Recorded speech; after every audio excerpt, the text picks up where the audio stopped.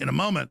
But here is Marc Levine just a few months ago to Tucker Carlson and others. You think your little podcast would come in? I mean, this is definitely a threat. And now, the counterterrorisms are, we're going to get you, by name.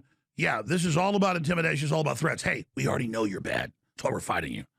So just please keep running your mouth. Keep threatening us. We get it. You're the bad guys. We got you. Keep running your mouth. All it does is encourage me. Here it is.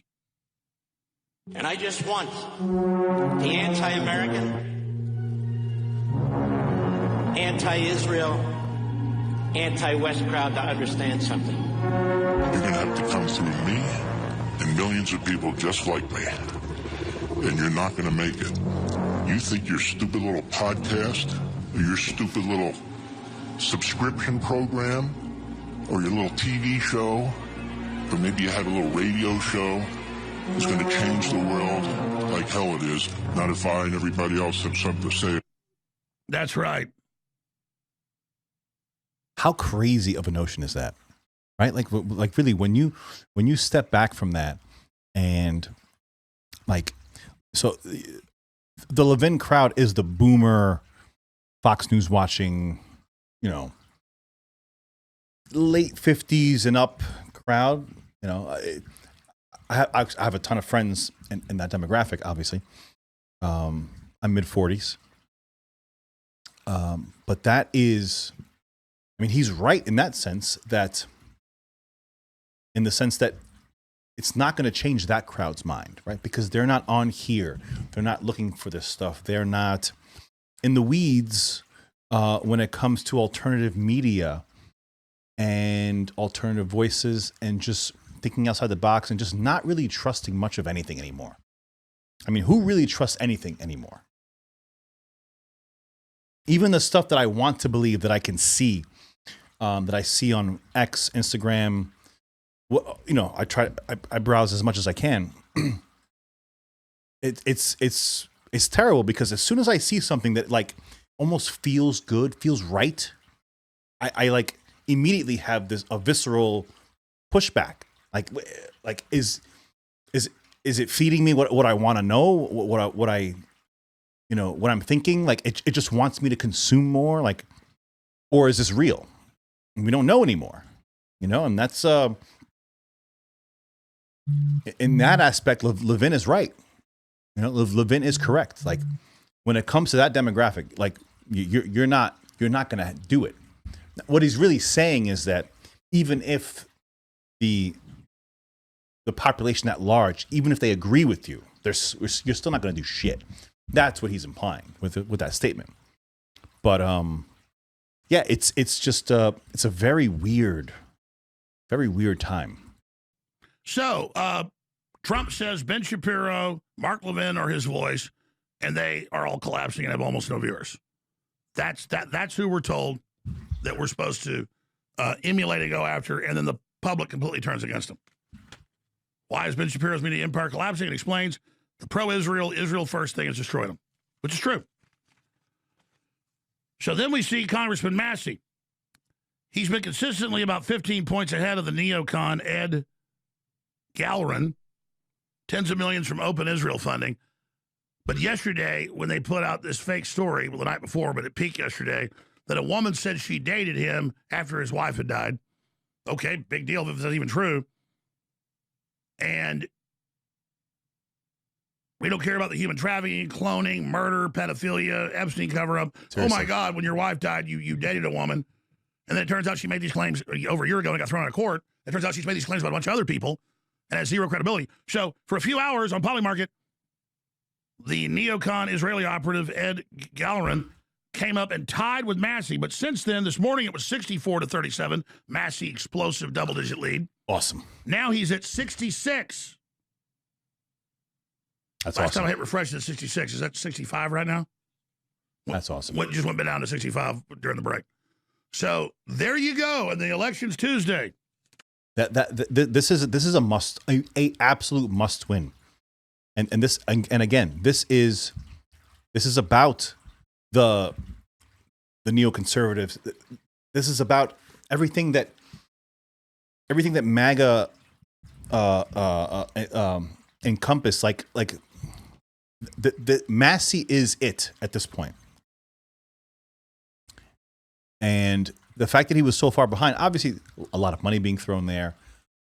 You know, there's a lot of things happening in that space. But I mean, it's such good news to hear that hopefully he's going to win. Think they're going to bust a cap in Massey? That's ghetto slang for shooting somebody. You know, that's what you do. You bust a cap. There's a cap on the back of a bullet, the back of the cartridge that detonates the white powder inside, then fires the bullet down the barrel. Yeah, no, let me tell you something. Tucker Carlson better be saying his prayers. So should Thomas Massey, and so should Nick Fuentes. Already sent somebody to try to kill him. Or he's trying to kill Rand Paul. He's not wrong. And yeah, I'm on that list too. But this is a death-defying life we lead, folks. I hope listeners understand. We're real people in the arena. We're targeted by the ADL, Southern Poverty Law Center. We're sued. We're demonized. We have Gorka saying we're terrorists. We have them debanking us, coming after us. And then all those white supremacist groups I told you really work for the Southern Poverty Law Center and ADL, that's all been revealed and confirmed now. They're the ones always running around saying, I'm a Fed. But in all the documents and all the suits and in the WikiLeaks, I'm in the WikiLeaks and I'm in the Epstein files. It's all attacking me, how I'm exposing them, how I've got to be dealt with. And I don't have to defend myself and prove I'm the real deal. 32 years on air, moving the needle, hardcore against the globalists, thanks to your support. But just remember, when you see those anonymous white supremacist accounts saying, I'm a Fed, they're the Feds. They work for the Southern Poverty Law Center and the ADL. So here's clip 11. It's dead on. Massey says Secretary of War Hegseth is personally going to visit Kentucky because what he's doing is undermining this foreign power's control of America. And I like Hegseth overall. He signed on to follow the commander-in-chief. We don't have to personalize this, but that is what's happening. Here it is. But I've heard that the Secretary of War, Pete Hegseth, is coming to intervene in my campaign. Look, dogs don't bark at parked cars. And the fact that you got cabinet secretaries that may be coming to my district to campaign against me during a war, the Secretary of War during a war, shows how serious this is to the global elites that I lose. And that's why it's so serious that I do win. If there's going to be any hope in Washington, D.C., if there's going to be any voice, anybody that ever challenges the narrative, whether it's on war or whether it's on immunity for companies, whether they're data centers or whether they're pesticide manufacturers. Look, there's all kinds of cronies that, not just the foreign influence cronies, but corporate cronies on the meat packing industry. And you'll see occasional fake fights where Republicans may engage in a fake fight, and then I show it's all fake. And that's why they hate me for breathing air in the swamp. It's a great point. Bingo, bingo, bingo, bingo. And you know they're going to try to pull out the stops with election fraud, but you can only bake in 10, 15% depending on the state. He's, what's 37 to 65? How many more points is that ahead? Do the math. That's a lot of points. You can't cover that spread. Yeah, 28 points. They might put out a deep fake of, Massey raping a baby or something. Because that's what the deep state will do to... And that's why you got to love him. You literally have to love him. Like, I pause it at the best possible time. But that's why he's one of the best. He's one of the greatest of all time. Say what you will. He's awesome. And that's why we listen. To cover up their raping of the babies. But it's important to remember Massey's real record versus the fake record they put out. Here he is on the Second Amendment.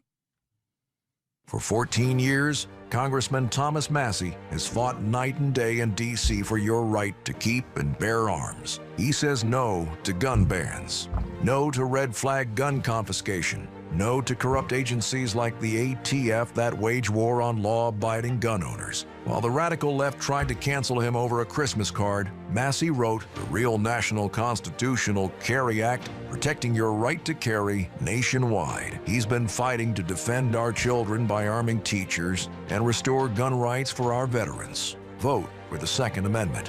Vote for Thomas Massey. Gun Rights America is responsible for the content of this advertising. Now, here's Shapiro. One of the unpopular things he said: hey, young people, you can't make ends meet. You know, you got a college degree, all this. You just need to move to another country. No, the globalists set it up with the inflation and the regulations and the control to make it people so poor on average they can't have kids. They're destroying the economy on purpose. That's what the Great Reset's about. And sure, there's some lazy people, and they can work harder or whatever, but you don't say that. There's still some opportunities to work harder. You just say, you let them eat cake. Meanwhile, you have almost no viewers, but you're propped up by Israel. Not everybody has the sugar daddies like you. Here's a little Benny boy. And then if you're a young person and you can't afford to live here, then maybe you should not live here. I mean, that is a real thing. Okay? I know that we've now grown up in a society that says that you deserve to live where you grew. Is his yarmulke like extra big? I don't know. Like I know a lot of Jewish people, and that's like an extra wide. No, seems extra wide. Maybe I'm wrong. Grew up, but the reality is that the history of America is almost literally the opposite of that. The history of America is you go to a place where there is opportunity. And if the opportunities are limited here and they're not changing, then you really should try to think about other places where you have better opportunity. So Tucker broke that down a while ago. I'm not sure if it was the exact same clip, but it was very similar.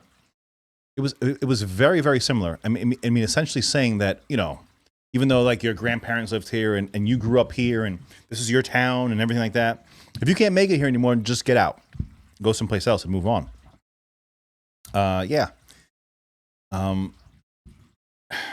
Here's where I may get a little bit of pushback. I think for the most part, that shouldn't be. First of all, it should not be the case, right? If you have a lineage in an area, then you should be at the very least positioned to exist there. You would think.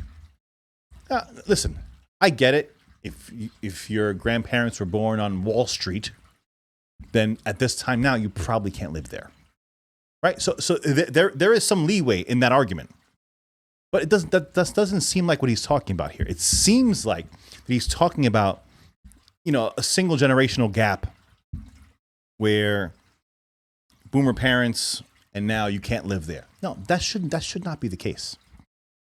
It should not be the case. It should not be the case that I buy a house where I am here in Upper New York, and I look broadly at the opportunities that my children are going to have, and there's not a chance in hell that they're going to be able to afford what I'm affording right now. Because for me, it's a struggle. And I'm very well positioned, and I've thought this through. So I think Ben's point here is like, no, like we completely rail against this idea, this method of thinking. I don't like it. It doesn't sit well with me, and it shouldn't sit well with you. Now let's shift gear to Nick Fuentes and something I disagree with him about. He says the old American empire. Hey, Nick, we've been an empire since the end of World War II, and the empire sold us out to the globalist system. We need to reverse that and get back to being a constitutional republic. We need nation states in the future, not empires. And if there's soft power, just like we had a big war with Vietnam and dropped 7.6 million bombs on them, and now they're enemies with China and working with us, one of our biggest trading partners, and becoming a capitalist country.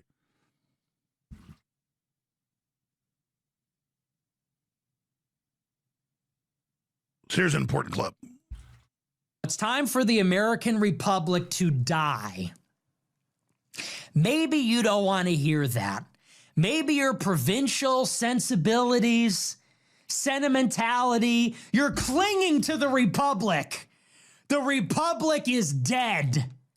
The American Republic is dead. And it's never coming back. Long live the American empire, which must be born from its ashes. It's gone. It's never coming back. The Constitution, the founding, our way of life before is dead. That chapter is over. We have turned the page. Throw out the Norman Rockwell paintings and the Boy Scout uniforms. You're clinging to something that is already gone. We have to start to think about the future, which is an American empire that constitutes all of North, Central, and South America. We have to turn this half of the planet into a tank, a fortress, a factory, an aircraft carrier. It will be a base for lunar and Martian expedition. It will be a base of operations for war against the entire world. And it's going to be the engine and the guarantor of our quality of life and our prosperity. Because you have to know that that is all ending very soon if we don't do anything. You think it's going to go on like this forever? AC and TVs and eating meat every day of the week. Slaves delivering your DoorDash, driving you around town in an Uber. Cheap electricity, cheap energy. You think that's going to go on forever? You think AI will save us from all that? Nah, we're going to need more stuff. So, it's coming out of somebody's ass. Central and South America, that's the future. Well, that's a big oversimplification. Innovation is what we need, not to. Now, not to cut Alex off, I'm going to go back just a little bit there, but I don't know. You think Nick's a little tipsy right there in that clip? Maybe not. That's a harsh thing to hear, harsh thing to say. The question is, does he believe it? Is it true? I mean, being true is not really the point because we don't know if it's true. We won't know if it's true until it either becomes true or doesn't. I think that the majority of the time, obviously, he is, pushing things forward in a manner that benefit, his viewership, things that he says. Obviously, just like now, he's on the Alex Jones show. All right, so Nick is a massive audience. Obviously, nobody has to question that. Nick's audience is humongous. Alex's audience is humongous. Alex is taking the time to dissect this particular point. And while I think it might be a little bit grandiose, like the idea, obviously there's some merit behind it. There has to be some merit behind it. Otherwise, he couldn't say what he said. These are smart people. Everybody here in the space. They're smart guys. They've come very far. They've done a lot of things that have gotten to the point where they are. Tons of people watch and love Nick. Tons of people watch and love Alex. When they have a riff like this, it's a very interesting thing to parse through and try to understand. So, it's coming out of somebody's ass. Central and South America, that's the future. Great line. Well, that's a big oversimplification. Innovation is what we need, not to be an empire. We've been an empire. That's why we're where we're at. We need to get back to agrarian society that is connected to high-tech society and promote both those with balance at the same time and build it all as a pro-human system and enforce the Bill of Rights and Constitution. All right, I'm going to come back. Massive news next hour. That's a great point. Speaking of the empire, Trump's trying to shore it up. In China and with Cuba, big developments there, big AI developments, and so much more. Remember, I'm funded by you. I want to fight, but this dog don't hunt and fight without your support. You got to buy one, get one free. Mega sale going on right now. Yeah, man. The Alex Jones show. It is a staple. It is a must. Fantastic. And for those of you who don't know me, I am John Soto. Just here to kind of take snippets out of these shows in the interim while I find my way and I find my voice through here. it's a 4-hour long podcast, like I say all the time. So I take a small little snippet of it that I find interesting. I throw it up there in a small bite-sized little chunk. And I give a little bit of commentary, along the way, and hopefully I will grow myself into more and more commentary and less consumption. And you guys will just come here to watch me. At least that's the hope. Let's see if it happens. Thank you guys so much for joining me. Please follow Alex Jones. Most of that is on Rumble if you want to follow him there. You guys are the best. Like, share, subscribe, all that good stuff. See you on the next one. Take care.